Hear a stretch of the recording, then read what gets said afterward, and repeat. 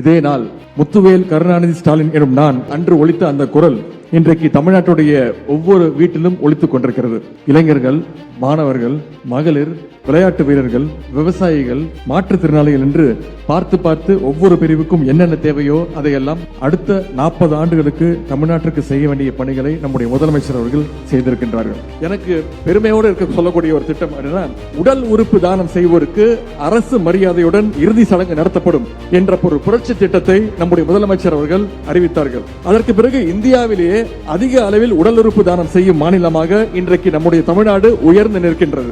5 ஆண்டுகளுக்கு முன்பு வீழ்ச்சியில் இருந்த தமிழ்நாட்டுடைய வளர்ச்சி சதவீதம் நம்முடைய முதலமைச்சருடைய திட்டங்களால் இன்றைக்கு 9.69% இந்தியாவிலே முதல் இடத்தை அடைந்திருக்கின்றது. இந்த சாதனைகளோடு நம்முடைய திராவிட மாடல் அரசு இன்று 5ஆம் ஆண்டில் அடியெடுத்து வைக்கின்றது.